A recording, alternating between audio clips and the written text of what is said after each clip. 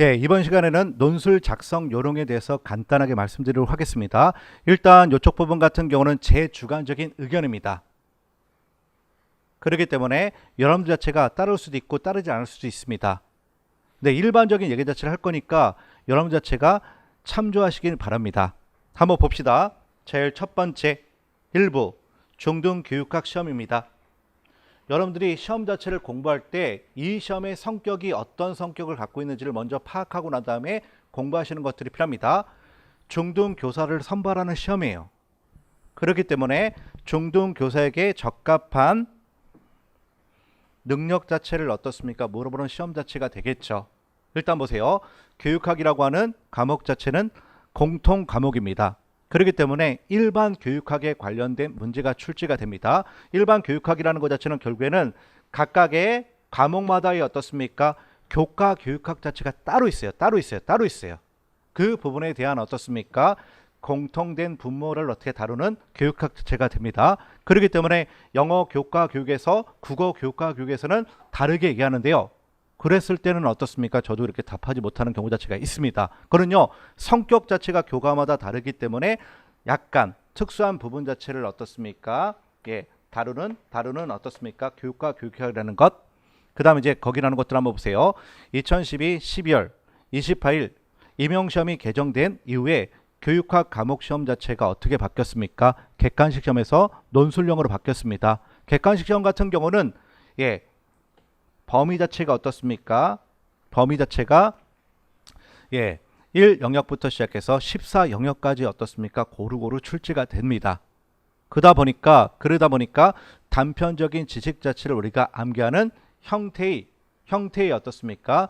예, 공부 자체가 될 수밖에 없겠죠. 그 부분을 염려한 나머지 논술을 바꿨습니다. 논술 같은 경우는 출제가 될 수 있는 부분들만 어떻게 출제가 되고 있기 때문에 하나를 보더라도 어떻습니까? 정확하게 그 다음에 깊이 있게 파는 것 자체가 필요합니다. 아시겠죠? 그렇기 때문에 여러분들이 공부해야 될 부분, 공부하지 말아야 될 부분 자체를 어떻습니까? 어느 정도는 예, 가려가면서 공부할 필요 자체가 있겠죠. 그 다음에 세부 과목들 자체를 몇 개 영역으로 8개 영역으로 저는 편의상 나누고 있습니다. 아시겠죠? 거기라는 것들 한번 쭉 보세요. 특히 우리가 교육 철학 같은 경우는 교육사를 포함하는 개념이 됩니다. 그 다음에 중등 교육학 논술의 시험지 구성입니다. 일단 문제집 자체를 보시면 문제집에 어떻습니까? 포맷은 이렇게 되어 있습니다. 맨 위에 어떻습니까? 지시문이 있어요. 지시문. 그 다음에 이제 이 중간에 어떻습니까? 사례가 있어요. 사례. 제시문이 있습니다. 제시문. 그리고 맨 밑에 어떻습니까? 배점란이 있습니다. 배점란이 있습니다. 여러분들이 이거를 순차적으로 어떻습니까? 독해하는 것은 그다지 좋은 방법이 아니에요. 제일 우선적으로 봐야 될 부분 자체는 어떤 부분이냐면요. 지시문이에요. 지시문. 이 부분 자체를 봅니다. 어떤 논제에 어떤 논점들로 구성됐는지에 대해서 먼저 파악하는 것들이 필요하겠죠. 그리고 두 번째로 봐야 될 부분 자체는 밑에 부분이에요. 밑에 부분. 배점란입니다. 배점란. 그렇기 때문에 형식 점수가 몇 점이고 내용 점수가 몇 점인지에 대해서 먼저 파악하는 것들이 필요하겠죠. 근데 여러분들이 갖고 있는 어떻습니까? 생각에서 거의 벗어나지 않을 거예요. 거의 어떻습니까? 대부분이 형식 점수는 4점에서 5점. 내용 점수 같은 경우도 마찬가지로 예, 15에서 16점 정도로 어떻습니까? 구성되어 있습니다. 그렇기 때문에 이쪽 부분 같은 경우는 형식 점수 같은 경우는 감점 요인이에요. 감점 요인. 그리고 이쪽 부분 같은 경우는 내용 획득 요인이 됩니다. 획득 요인. 이 말이 어떤 말인지에 대해서 간단하게 말씀드릴게요. 일단 4에서 5에서부터 우리가 시작이 됩니다. 4에서 5에서부터 우리가 시작이 됩니다. 그렇기 때문에 지켜야 될 것에 대해서 지켜서 우리가 써주면 감점이 되지 않은 과. 하지만 내용 획득 요인 같은 경우는 여러분들이 얼마만큼 적극성 자체를 보이는지에 따라서 많은 점수를 얻어낼 수도 있고요. 그러지 않을 수도 있습니다. 그렇기 때문에 여러분들이 어떤 부분에 관심 자체를 둬야 되냐면 이쪽 부분에 관심을 두는 것들이 필요합니다. 아시겠죠? 그렇기 때문에 1차적으로 지시문 자체를 읽는다. 2차적으로 어떻습니까? 배점란 자체를 우리가 확인한다. 그 다음 우리가 구체적인 내용들 자체를 우리가 확인하는 것 자체는 세 번째 단계가 됩니다. 이쪽 부분 같은 경우는 어떤 단계에서 논점 있죠. 논점을 그러니까 논제를 파악하는 단계에서 해야 될 부분이 됩니다. 해야 될 부분이 되겠죠. 이게 몇 시간? 5분 있죠. 5분 이내에 어떻습니까? 끝내주는 것들이 필요합니다. 또 한 가지 배점란을 보는 이유는 왜 볼까요? 이쪽에 나오는 내용보다는 이쪽에 나오는 내용 자체가 좀 더 구체적으로 써 있어요. 구체적으로. 그리고 옆에 배점 자체가 어떻습니까? 예, 표시가 되어 있기 때문에 이 배점에 맞게끔 답안을 효율적으로 써야 되겠죠. 배점 있죠. 배점란을 보는 이유 자체는 이런 이유 때문에요. 배점이 4점이다, 3점이다, 2점이다, 1점이다. 각각의 어떻습니까? 세부적인 배점 자체를 우리가 명기하고 있습니다. 표시하고 있습니다. 그렇기 때문에 이 배점은요. 뭐를 결정하는 데 있어서 필요한 부분 자체가 되냐면 첫 번째 내용 있죠. 내용. 그러니까 내용 자체가 배점에 맞게끔 내용에 충실하게끔 우리가 써주기 위해서 필요하겠죠. 4점짜리는 4점짜리에 맞는 어떻습니까? 분량이 필요합니까? 필요하지 않습니까? 필요하겠죠. 내용 자체가 얼마만큼 구체적으로 써야 될지 그 부분을 우리가 확인하기 위해서 필요하고요. 두 번째는 분량 있죠. 분량. 볼륨 자체를 조정해야 돼. 1점짜리 배점을 갖고 있는데도 불구하고 자기가 아는 어떻게 영역에서 출제가 됐기 때문에 장황하게 쓰는 것 자체는 다른 부분을 어떻게 그만큼 못 쓴다라고 하는 거야. 아시겠죠? 그 부분을 여러분들이 생각할 필요가 있겠고요. 그 다음에 시간 안배를 위해서도 필요합니다. 제가 아까 전에도 말씀을 드렸다시피 4개의 논점이 출제가 됩니다. 그럼 4개의 논점이 출제가 됐을 때는 4점 자체가 출제가 된다고 봤을 때 이거를 고르게 시간 배분하면서 써주는 것들이 필요하겠죠. 아시겠죠? 지금 말하는 것들. 그 다음에 또 어떤 부분들 우리가 배점에 맞게끔 이런 부분을 우리가 고려하면서 써주는 것들이 필요하겠죠. 그 다음에 이게 두 번째고 그 다음에 세 번째는 구체적인 사례예요. 사례 같은 경우는 여러분들이 정확하게 어떻습니까? 예, 만약에 대화문이었을 때는 누가 어떻습니까? 예, 필요한 부분 자체를 안내하고 누가 어떻습니까? 그 부분에 대해서 계속해서 어려움 자체를 호소하고 있는지를 파악하는 것들이 필요하겠죠. 아시겠죠? 지금 말하는 것들. 그 부분은 지시문에 나와 있어요. 초임교사와 경력교사 간의 대화이다. 그럼 경력교사 같은 경우는 초임교사에게 교직 생활에 대해서 어떻게 안내할 수 있는 부분 자체가 많을까요? 많지 않을까요? 많겠죠. 그리고 이제 초임교사들 같은 경우는 초임교사의 언어, 초임교사의 말을 통해서 우리가 문제점 자체를 도출하는 것들이 필요합니다. 이러저러한 현상으로 보아 교육학 관점에서 봤을 때 어떤 부분이 문제인지를 정확하게 파악하는 것들이 필요하겠죠. 해결안 같은 경우는 경력교사에서 어떻습니까? 해답을 찾는 것들이 필요합니다. 한번 봅시다. 나오는 것들.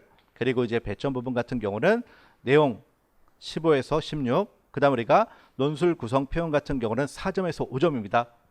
그러니까 정상적인 정규 교육 자체를 받은 학생들 같은 경우는 거의 대부분 어떻습니까? 이런 부분 자체를 어긋나게 쓰는 경우 자체가 거의 없습니다. 근데 이 부분에 대해서 여러분들이 너무 심각하게 고민하시는 분들이 계셔. 어떨 때는 개발을 쓰고 어떨 때는 개발을 써야 될지 이거 자체를 고민할 필요 자체가 없어요. 이게 모아있을 때는 어떻습니까? 이렇게 쓰세요. 이렇게 쓰든 저렇게 쓰든 간에 어떻게 채점자들 같은 경우도 잘 몰라. 아시겠죠? 지금 말하는 것들. 그 다음에 초안지 있죠. 초안지. 그러니까 초안지 같은 경우는 여러분들이 어떻게 활용하는 것 자체가 좋을지에 대해서 저한테 해답을 어떻습니까? 가르쳐 달라고 하시는 분들 자체가 많이 계시는데요. 이거는 여러분들이 어떻습니까? 적절하게 활용하는 부분이야. 원래 시간이 충분하게 주어졌을 때는요. 제가 봤을 때 어떻습니까? 이거를 접는 거. 반으로 접어. 딱 피면 어떻습니까? 두 부분 자체로 나눠지겠죠. 왼쪽하고 오른쪽 부분 같은 경우는 개요를 작성할 때 화제 개요. 원래는요. 이 부분에 관련돼 갖고 어떻습니까? 시간이 많이 주어졌을 때는 이거는 화제 개요를 하는 것 자체가 필요합니다. 키워드를 바탕으로 개요 작성 자체를 하는 것들이 필요해. 그리고 난 다음에 어떻습니까? 문장 개요. 좀 더 우리가 살을 붙여 갖고 개요 작성을 하고 그리고 난 다음에 어떻습니까? 논술 작성하는 것 자체가 가장 이상적이야. 근데 시간이 너무 부족해. 중간 있죠. 중간 정도로 절충하는 것 자체가 필요합니다. 어느 정도 우리가 절충하는 것 자체가 필요하겠죠. 아시겠죠? 그렇기 때문에 이 초안지를 뭐 시험을 한 번 치르신 분도 계시고 한 번도 치러보지 못한 분도 계시는데 어찌됐든 간에 여러분들이 모의고사를 통해서 계속해서 연습할 필요 자체가 있습니다. 적절하게 활용해야 됩니다. 여러분들이 가장 적합한 방법 자체를 우리가 선호하는 것 자체가 필요하겠죠. 선택하는 것 자체가 필요합니다. 그 다음에 중등교육학 논술의 기출 분석의 이유, 왜 분석해야 되는지. 핵심 논제는 상황을 달리해서 반복적으로 출제가 된대요. 가장 많이 출제가 됐던 논제가 어떤 논제인지 아세요? 어떤 논제일 것 같아요? 네 글자야. 네 글자. 네 글자. 학습 동기야. 학습 동기. 결국에는 교사 자체가 적절하게 지도해서 학습 동기 자체를 유발시키는 것들이 필요하겠죠. 이런 적극적이며 능동적인 학습 활동 자체를 할 수 있게끔 만들어주는 것들이 필요합니다. 그러니까 교사의 역할 자체를 물어보는 문제가 많이 출제가 되다 보니까 학습 동기야. 그 다음에 기출 논점은 관점을 달리해서 반복적으로 출제가 된다. 그렇죠. 기출되는 논점 같은 경우는 어떤 것들이 아까 전에 말씀드렸다시피 잠재적 교육과정, 형성평가, 준거지향평가 이런 것들 자체는 똑같은 관점에서 출제되지 않습니다. 또다시 출제가 됐을 때는 우리가 다른 관점에서 물어봅니다. 그 다음에 배점 구성은 일관성 자체를 갖고선 출제하기 때문에 예측이 가능합니다. 아시겠죠? 그 틀에 맞춰갖고 계속해서 연습을 하셔야 돼. 그 연습을 한다는 것 자체는 어떤 것들을 말하냐면요. 제가 만약에 펜 중에서 어떤 펜이 좋은지를 어떻습니까? 지금부터는 여러분들이 생각하셔야 돼. 제가 봤을 때는 수성펜은 어떻습니까? 별로 좋지 않아. 모나미 볼펜 같은 경우도 예전에 비해서는 그 똥 있죠. 많이 이렇게 안 나오는데 본인들한테 어떻습니까? 제일 적합한 펜 자체를 선정하는 것 자체가 필요합니다. 잘 써지는 펜이 있어 분명히. 그 다음에 자기가 악필인데 어떻습니까? 그나마 이 펜을 썼을 때는 깨끗하게 써질 수 있는 펜들 자체를 우리가 선호하는 것들이 필요합니다. 이거를 지금부터는 어떻게 조금씩 여러분들이 따져보는 것들이 필요하겠죠. 그 다음에 사례 구성은 다양한 형태로 출제가 되는 것이 지금 있죠. 지금 교육부에서 우리가 추구하는 바라 보시면 좋겠습니다. 되도록이면 형태 자체를 달리해서 출제하기를 원해. 이걸 적극적으로 어떻게 권장하고 있어. 지침 상황이야. 그 다음에 이제 두 번째 학습 전략, 교육학 전반적인 성격. 아까 전에도 말씀을 드렸다시피 이쪽 부분 같은 경우는 응용 학문의 어떻습니까? 성격 자체를 갖고 있기 때문에 상황과 맥락에 맞게끔 적절한 교육학 이론 자체를 적용할 수 있는 능력 자체를 평가하는 것이 우리의 시험의 포인트 자체가 되겠죠. 그 다음에 우리가 교육의 3요소에 뭐가 있습니까? 가르치는 사람과 배우는 사람과 교육 내용 자체가 있어야 돼. 그 부분을 계속해서 생각해야 돼. 그 부분을 두 개의 관점에서, 교사의 관점에서. 그러니까 되도록이면 문장을 쓸 때 교사를 어떻게 주어를 해갖고 써주는 것들이 필요합니다. 아시겠죠? 그런 내용들을 바탕으로 해서 이렇게 보시면 좋겠고요. 그 다음에 교육 영역별 세부 성격. 일단 교육 철학 같은 경우는 여러분들이 볼 때 이렇게 보셔야 됩니다. 철학적이다, 규범적이다. 그렇다고 우리가 같은 내용 자체가 뭡니까? 가치 지향적이다. 그렇기 때문에 교육이라는 활동 자체는 가치를 지향하는 활동 자체가 돼야 됩니다. 규범, 철학적인 활동 자체가 되겠죠. 하나의 교육관을 갖고선 학생들을 가르치는 것들이 필요합니다. 분명하게 목적을 갖고선 어떻습니까? 이루어지는 행위가 돼야 되겠죠. 아시겠죠? 지금 말하는 것들. 그렇기 때문에 이쪽 부분 같은 경우는 철학 부분 같은 경우는 무엇? 철학 부분 같은 경우는 어떻습니까? 어떤 부분 자체가 목적인지를 정확히 아는 것들이 필요합니다. 가치를 지향하는 활동으로 여러분들이 접근하는 것 자체가 필요하겠고요. 그 다음에 두 번째, 교육사회학. 만약에 교육사회학의 관점에서 문제가 출제가 된다고 봤을 때는요. 여러분들이 답안을 쓸 때 이렇게 쓰셔야 돼요. 교육과 사회 있죠.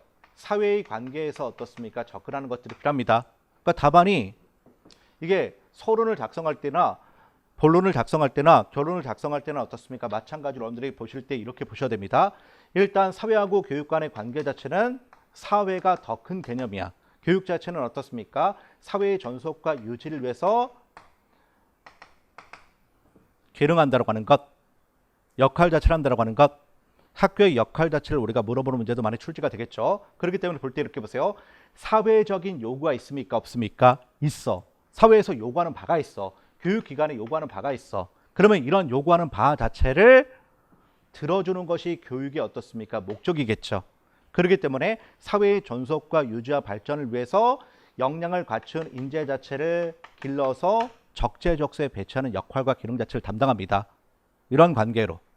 그렇기 때문에 전체로서의 우리가 기능 자체를 하는 데 있어서 교육이 맡은 역할, 그 다음에 우리가 병원이 맡은 역할, 교도소가 맡은 역할 자체가 다를까요? 같을까요? 다르겠죠. 서로 상호 독립적으로 존재하지만 전체의 어떻습니까? 목적 달성을 위해서 각자 나름의 역할과 기능 자체를 담당합니다. 아시겠죠? 그렇기 때문에 교육의 기능 자체를 물어보는 문제 자체가 출제가 돼요. 아시겠죠? 지금 말하는 것들. 이 부분은요. 서론을 작성할 때도 필요하고요. 결론을 작성할 때도 필요합니다.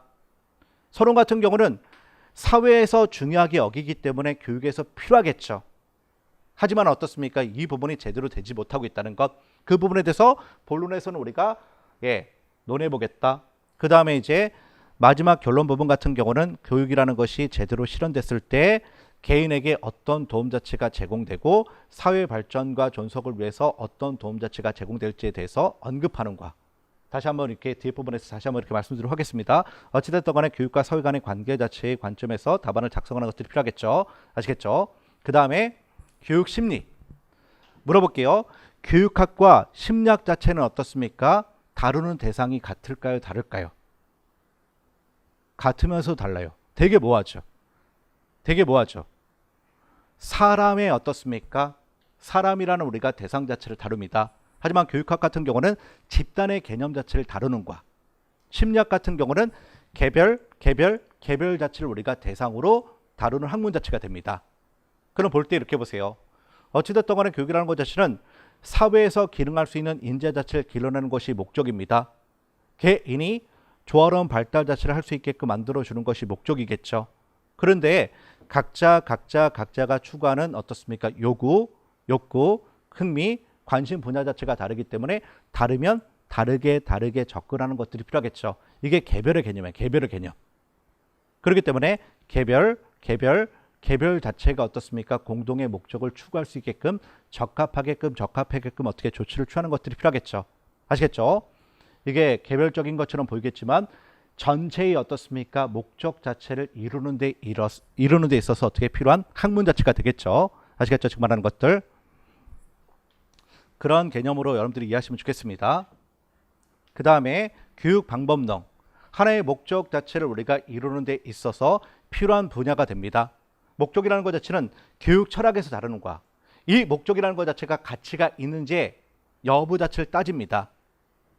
가치가 있는지 어떻습니까? 여부 자체를 따지겠죠. 그렇기 때문에 이 목적을 달성하는 데서 가장 효과적인 방법, 효율적인 방법 이 부분 자체를 우리가 파악하는 학문 자체를 교육 방법론이라고 그래. 교육 방법론. 아시겠죠? 그렇기 때문에 어떻게 가르칠 것인가 how에 대한 어떻습니까? 개념입니다. 그 다음에 교육 과정 있죠. 교육 과정 같은 경우는 어떠한 내용 자체를 가르칠 것인가 그 부분을 선정하고 조직하는 데 있어서 관심 자체를 두기 때문에 와세 개념이다. 와세. 아시겠죠? 그렇기 때문에 지금 사회에 필요한 어떻습니까? 교육 내용을 다루는 것들이 필요하겠죠. 이게 하나의 교육 과정 자체가 돼야 됩니다. 트렌드가 돼야 되겠죠. 그 다음에 생활 지도와 상담. 결국에는 문제 자체가 출제가 될 때 이렇게 출제가 되겠죠. 학생을 지도하는 교사 자체를 어떻습니까? 뽑는 시험 자체가 되기 때문에 학생 지도라는 것 자체는 큰 틀에서부터 우리가 접근했을 때는 두 가지 축입니다. 첫 번째, 학습에 대한 지도. 두 번째, 생활에 대한 지도.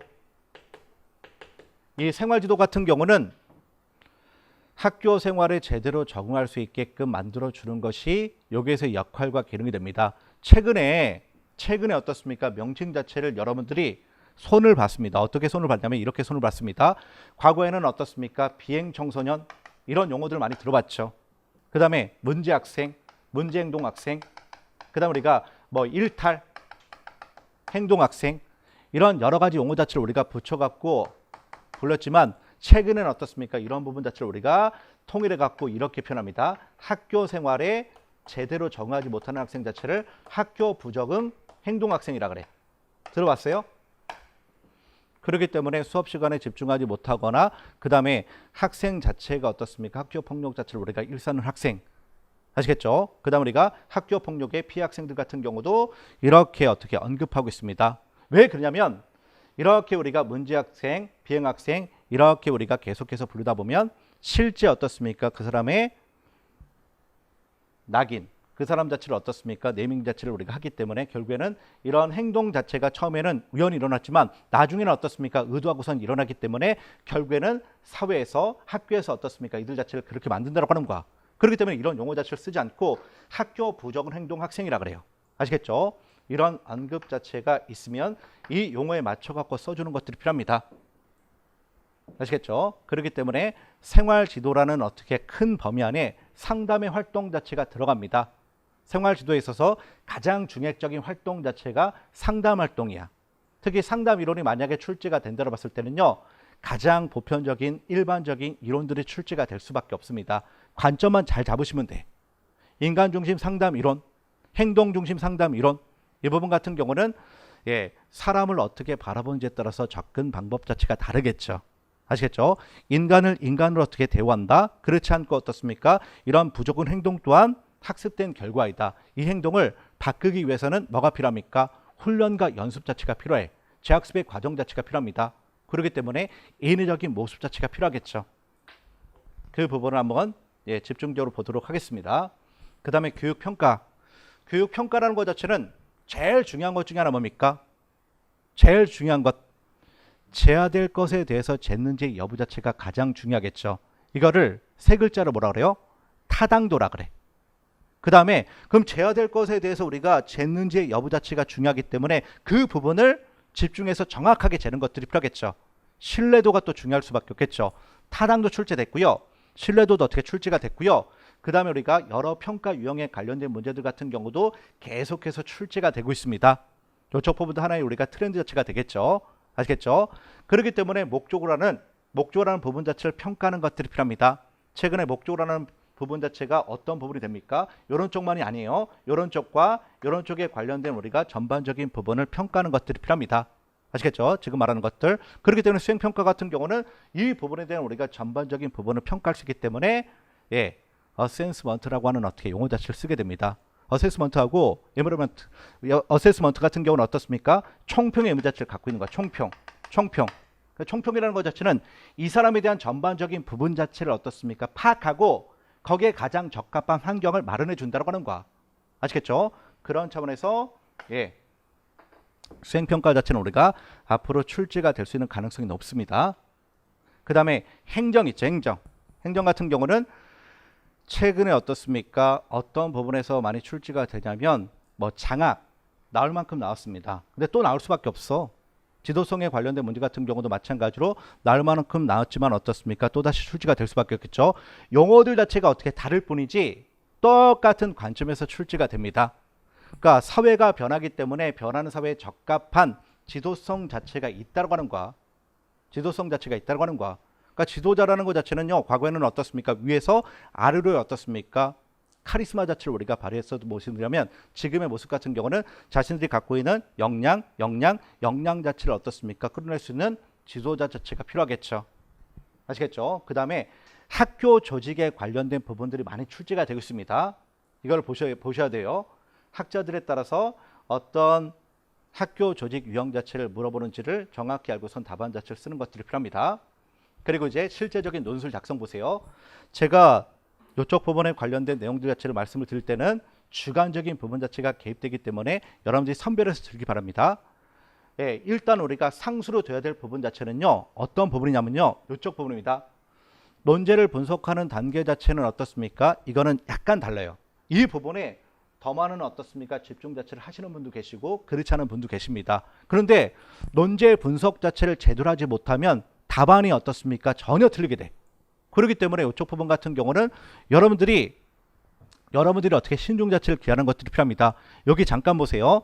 이게 A 교수법이고요. 이게 B 교수법이 되는 거야. 그러면 이 상황에서 적합한 교수법 자체가 어떨 때는 이거 자체가 필요하다. 절충된 답안 자체를 요구하지 않습니다. 요구하지 않아. 강의법도 그 다음에 우리가 문답법도 협동학습도 어떻습니까? 나름 어떻습니까? 교육적인 효과 자체를 갖고 있기 때문에 이거를 절충한 답안 자체를 요구하지 않습니다. 지금 이 상황에서 어떤 학습 방법, 교수 방법 자체가 적합한지를 물어보기 때문에 둘 중 하나를 어떻게 택해야 돼. 아시겠죠? 두루뭉술하게 답안 자체를 쓰는 것들이 어떻습니까? 요구되지 않습니다. 우리 시험에서는.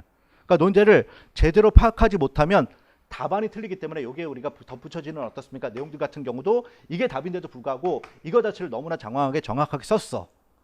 답 틀려요. 틀려요. 그렇기 때문에 번지수를 정확하게 찾고선 그 부분에 대해서 서술하는 것들이 필요하겠죠. 그렇기 때문에 논제 분석 단계 자체는 되게 중요합니다. 그리고 또 한 가지 개요 작성 단계 자체는 되도록이면 어떻습니까? 25분에 맞춰 갖고 하시는 게 제일 좋아요. 그러니까 논제 분석 단계하고 개요 작성 단계 자체가 제가 봤을 때는 5분에서 그 다음에 우리가 뭐 7분 정도까지, 뭐 8분 정도까지 사용하시는 분도 많이 계신데요. 5분으로 끊는 것들이 필요합니다. 30분에 어떻게 끝내셔야 돼.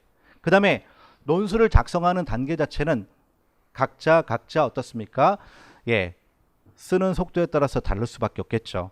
어떤 사람들 같은 경우는 글을 되게 잘 써. 그렇다고 해서 어떻게 날려 쓰더라도 알아볼 정도가 된다. 그래갖고 한 3번에 걸쳐갖고 한번 써보세요. 어떤 뭐 교육적인 내용이 됐던 간에 상관없이 어떻습니까? 한 페이지 반 분량의 내용 자체를 한번 시간을 재고서 한번 써보세요. 그랬을 때 첫 번째, 두 번째, 세 번째 써봤을 때 어떤 사람은 뭐 27분 첫 번째는, 두 번째는 23분, 어떨 때는 우리가 25분이 걸려. 근데 당연히 어떻습니까? 공들여서 우리가 답안 자체 썼을 때 잘 쓰겠지. 글씨가 예쁘게 나오겠지. 그 다음 우리가 23분에 우리가 끊는 논술 작성문 자체를 봤을 때는요, 몇 글자 자체를 우리가 못 알아보는 것 같아. 그 다음에 우리가 25분에 끊는 어떻습니까? 논술 작성문을 봤더니 그나마 어떻게 알아보는 것들 자체가 거의 대부분이야. 그러면 이게 가장 적합한 시간 자체가 됩니다. 이거 자체가 얼마만큼 걸리는지를 여러분들이 정확히 파악하는 것들이 필요합니다. 아시겠죠? 지금 말하는 것들. 근데 되도록이면 25분 안쪽으로 어떻게 끊도록 합니다. 그리고 이제 태고 단계 자체는 이거 자체도 마찬가지로 어떤 사람들 같은 경우는 완벽하게 첫 번째, 두 번째, 세 번째 단계 자체가 완벽하게 어떻습니까? 된 사람들 같은 경우는 굳이 이거를 하지 않아도 된다 라고 이렇게 보시는 분도 많이 계시는데요. 이거는 어떻습니까? 뭐 케이스 바이 케이스예요. 그런데 상수는 뭐냐면 첫 번째 단계하고 두 번째 단계 같은 경우는 30분 있죠. 30분. 30분을 초과해서는 절대 안 됩니다. 딱 이 안쪽으로 어떻게 끊으세요. 이걸 우리가 고정값으로 생각하세요. 고정값으로. 이게 제일 중요한 단계가 되기 때문에 거기다가 덧붙이는 거야. 정확하게 파악했을 때만이 답안 자체가 올바른 답안이 나오기 때문에 첫 번째, 두 번째 답안 같은 경우는 두 번째 단계 자체는 30분. 그럼 우리가 첫 번째 논제 분석 단계 자체는 아까 전에 말씀을 드렸다시피 시험지를 받았다. 그러면 시험지에 나오는 내용들 자체를 위에서부터 아래로 어떻습니까? 쭉 확인하는 것보다는 제일 좋은 방법 같은 경우는 먼저 지시문 보고요. 논점, 배점 자체를 보시고 난 다음에 사례 자체를 우리가 보시는 것들이 가장 적합합니다. 그 부분에 대한 내용이에요. 이 주제의 논제를 바탕으로 어떻게 서론을 쓸지, 그 다음에 결론 자체를 쓸지에 대해서 간단하게 보시고 어떤 논점들로 구성됐는지 그 부분에 대해서 보시면서 우리가 방향 자체를 잡는 부분이 됩니다.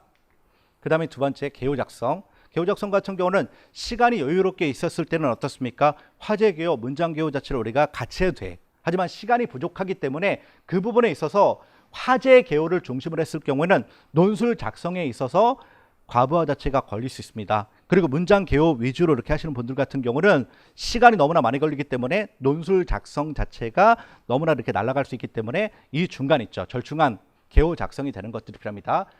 화제 개요와 문장 개요 중간 정도로 어떻습니까? 작성하는 것들이 가장 이상적일 것이라고 파악됩니다. 그 부분은 여러분들이 선택하셔야 돼요. 몇 번에 걸쳐 갖고 써보시면서 같이 맞춰가는 것들이 필요합니다. 그 다음에 논술 작성 단계, 서론, 본론, 결론. 이쪽 부분에 관련된 내용들은 여러분들이 볼 때 이렇게 보세요. 지금 이 첫 번째는 우리가 논제를 먼저 파악하고 두 번째 하는 단계 자체가 뭡니까? 개요 작성이에요. 개요 작성. 그러니까 개요 작성 같은 경우는 되도록이면 중요한 부분부터 먼저 쓰는 것들이 필요합니다. 중요한 부분이 어디에 있어요? 앞부분에 있다고요? 앞부분에 있는 것보다는 우리가 본론에 있어. 본론 같은 경우는 내용 획득 요인이기 때문에 이쪽 부분에 관련돼 갖고 얼마만큼 잘 쓰는지에 따라서 많은 것들을 획득할 수도 있고 그렇지 못할 수도 있습니다. 개요 작성할 때는 우리가 본론부터 쓰는 것이 제가 봤을 때는 제일 좋은 것 같아요. 그 다음에는 어떻습니까? 내용 채점 요소가 없어. 어떤 부분은 서론부터, 어떤 부분은 결론부터 이렇게 쓰시는 부분이 있는데 그 부분은 상관없어요. 뭐 서론부터 쓰던 결론부터 쓰던 상관없습니다. 그런데 이 이후에 어떻습니까? 과정 있죠. 논술 작성 단계에서도 마찬가지로 여기부터 쓰시면 안 됩니다. 절대 안 됩니다. 이쪽 부분 같은 경우는 서론부터 시작해서 어떻습니까? 결론까지 이렇게 쭉 순차적으로 쓰셔야 돼. 그런 분들이 계시더라고. 이 과정 없이, 개요 작성 과정 없이 어떻습니까? 본론 쓰시고 결론 쓰시고 서론 쓰시는 분도 계시더라고요. 그럼에도 불구하고 19점 이상 자체를 나오시는 분이 계시더라고요. 그거는 그 사람한테 가장 적합한 방법이기 때문에 제가 바꾸지는 못했습니다.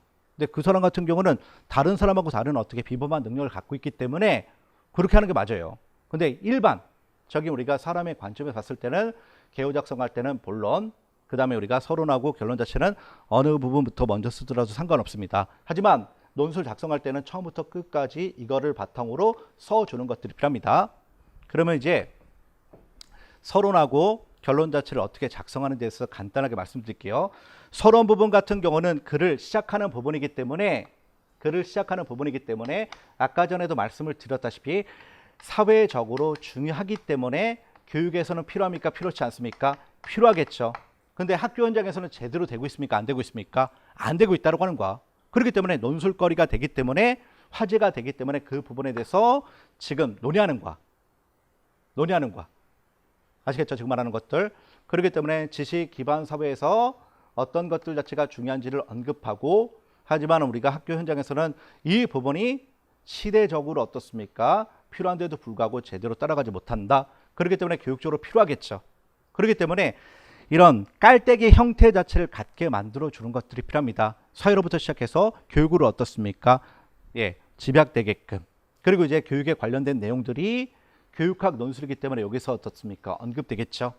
그리고 이제 마지막 부분 같은 경우는 이런 교육이 제대로 실현됐을 때는 개인적인 차원에서 개인의 자아실현과 사회, 국가 경쟁력 자체를 우리가 제고한다는 점에서 도움 자체가 되겠죠. 이런 식으로 우리가 펼쳐지는 것들이 어떻게 필요합니다. 이거는 쓰는 방법들 자체가 논제에 따라서 다양할 수 있습니다. 그 부분에 대해서는 좀 더 이렇게 언급드리도록 하겠습니다. 그러니까 서론 부분 같은 경우는 먼저 어떻습니까? 주의 자체를 환기시키는 거. 그리고 어떻습니까? 본론에서 다루는 문제에 대해서 언급하겠죠. 그리고 서론 쓸 때 우리가 유의점, 너무나 장황하게 쓰지 않는 것들이 필요합니다. 내용 채점 요소 자체가 없기 때문에 어떻습니까? 너무나 길게 쓰거나 논점하고 관련되지 않은 사항들 자체를 쓰는 것들은 어떻게 필요하지 않습니다. 두 번째, 논의할 문제를 분명하게 제시하는 것들이 필요하겠고요. 절대로 거짓이나 오류가 없도록 한다. 그 다음에 상식적인 내용이나 사전적인 정의 자체를 지나치게 확대어 쓰는 일 자체가 없도록 한다. 문제의 초점에서 벗어나지 않도록 유의하는 것들이 필요하겠죠. 아시겠죠? 그 다음에 이제 본론 있죠. 본론 같은 경우는 제가 이렇게 한번 말씀드릴게요. 문제에서 요구하는 바대로만 씁니다. 더 이상 많은 내용 자체를 우리가 쓰고자 하는 것이 아니라 여러분들이 너무 잘 썼다 라고 생각하는 거 있죠. 너무나 잘 썼다 생각하는 내용에서 몇 개를 어떻게 더는 것들이 필요합니다. 너무나 이렇게 과유불급이야. 아시겠죠? 되도록이면 여러분 자체가 갖고 있는 내용들에서 우리가 덜고자 노력하는 것들이 필요합니다. 아시겠죠? 그 다음에 이제 본론을 쓸 때 유의점, 본론을 작성하기에 앞서서 개요를 철저하게 검토하는 것들이 필요합니다. 누락된 내용 자체가 없는지를 정확히 보고선 논술로 작성하는 것들이 필요하겠죠. 그 다음에 서론에서 제시한 논제의 범위를 벗어나지 않아야 된다. 그 다음에 적절하고 충분한 논거 자체를 제시하고 일관성 있게 논리 자체를 전개하는 것들이 필요합니다. 네 번째, 글의 접속어와 지식어 사용에 유의하는 것들이 필요합니다. 아시겠죠? 적절하게 사용하는 것들이 필요해요. 그 다음에 마지막 결론 같은 경우는 본론에 나온 내용 자체를 어떻습니까? 간단하게 요약 정리하고 그 부분에 대해서 어떻습니까? 재현 아니면 우리가 전망 자체를 내는 식의 형태로서 끝나는 것들이 좋아요. 이쪽 부분 같은 경우는 내용 채점 요소 자체가 없기 때문에 거의 어떻습니까? 이런 식의 형태 자체를 갖고 있습니다. 그 다음에 이제 태고 단계 같은 경우는 뭐 5분이 어떻습니까? 안 걸린 사람들 자체도 있는데 이 부분 같은 경우는 케이스 바이 케이스입니다. 쭉 한번 보세요. 어떤 부분에 우리가 주의하면서 고쳐 쓰기 자체를 해야 될지 보세요. 그 다음에 교육학 논술의 8가지 원칙, 이것만을 여러분들이 어떻게 반드시 명심하면서 답안 자체를 쓰시기 바랍니다. 아시겠죠? 이쪽 부분은요 계속해서 어떻습니까? 시험장에 가기 전까지는 연습하셔야 돼. 유념하셔야 돼. 서론에서는 글을 쓰는 배경과 목적 자체를 간략하게 제시한다. 아시겠죠?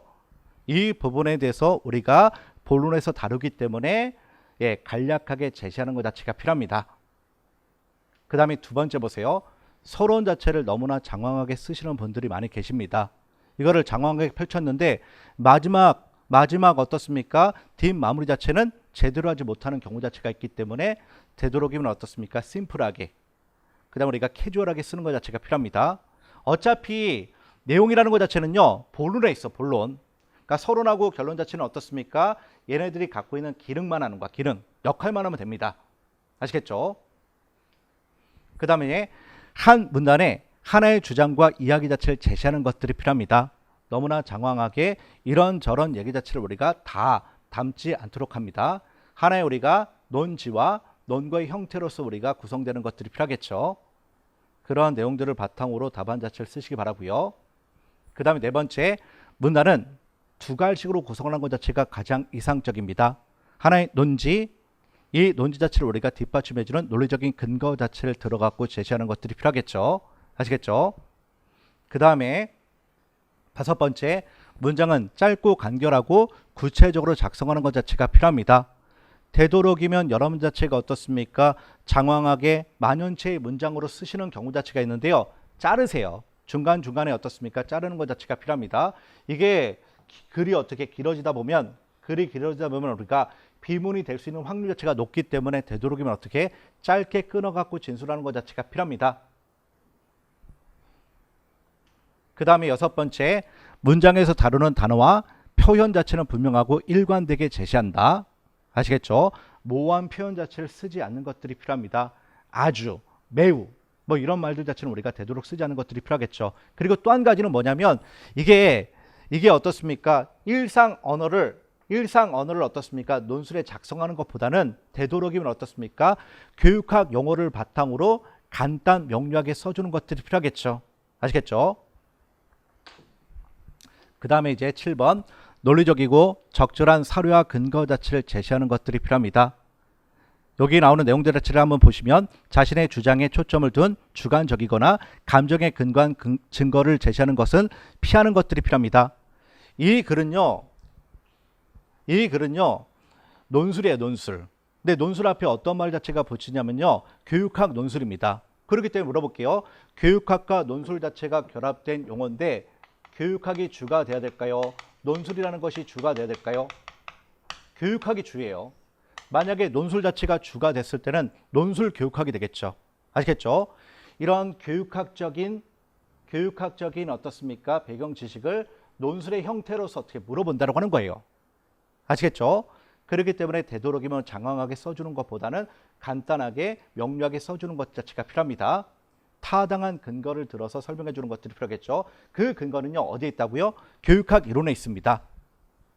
이렇게 보시고요. 여덟 번째, 결론은 본론에서 다룬 주장을 요약하고 정리하고 그 다음에 재현하는 활동 자체가 필요합니다. 한 가지 더 말씀드려야 될 부분 자체가 있습니다. 어떤 부분을 말씀드리냐면 이 교육학 논술이라고 하는 글 자체는요 이성적인 글입니다. 그렇기 때문에 자신의 생각, 의견 자체를 물어보는 문제가 아니에요. 물어보는 어떻습니까? 글 자체가 아닙니다. 그럼 보세요. 이게 서론하고 본론 같은 경우는 어떻습니까? 이성적인 판단에 의해서 어떻게 쓰여지는 글이 됩니다. 근데 마지막 부분 있죠. 마지막 부분 이쪽 부분에서는 자신의 의견 자체를 어느 정도는 감해도 좋아요. 감해도 좋다라고 하는 것 자체는 뭐냐면요. 자신의 어떻습니까? 교육관 자체를 약간은 내비춰 좋다라고 하는 거예요. 지금 어떻습니까? 물어보고 있는 이 문제에 대한 교육이 제대로 실현됐을 때는 어떤 교육적인 효과 자체를 가져올 수 있는지를 우리가 쓰거나 아니면 이런 교육이 실현되기 위해서는 교사로서의 역할과 기능 자체가 있겠죠. 그 부분에 대해서 언급하는 거야. 그랬을 때 이 사람의 자질을 어떻습니까? 자질을 이런 글을 통해서 우리가 간접적으로 어떻습니까? 파악할 수 있겠죠. 그렇기 때문에 마지막 마무리에 관련돼 갖고는 어느 정도의 의견 있죠. 이 의견 자체가 가미가 돼도 좋습니다. 하지만 나머지 부분들 같은 경우는 이성적인 글이 되어야 됩니다. 반드시 이렇게 보시고요. 그 다음에 이제 제1의 모의고사입니다. 이쪽 부분에 관련돼 갖고는요, 제가 간단하게 언급드리고 잠깐 쉬었다가 여러분들이 10분 정도만 보시고 난 다음에 논제 파악까지만 하세요. 오늘은 쭉 한번 봅시다. 교재, 그 다음에 보충자료 있죠. 보충자료 같이 보시는 것들이 필요합니다. 일단 보세요. 제가 아까 전에도 말씀을 드렸다시피 모의고사 같은 경우는 거기에 나오는 논점들 있죠. 이 논점들 같은 경우는 출제가 될 수 있는 논점들로 구성이 됐기 때문에 그 부분에 대한 심화학습 자체가 분명히 필요합니다. 한번 보세요. 제일 먼저 봐야 될 부분 자체는 지지문이에요. 그 다음에 두 번째로 봐야 될 부분 자체는 어디라고요? 배점이에요. 배점. 그리고 난 다음에 사례를 보시는 것들이 정해진 시간 안에 어떻게 답안 자체를 쓰는 데 있어서 가장 효율적인 방법 자체가 됩니다. 전략적인 글쓰기가 될 수 있겠죠.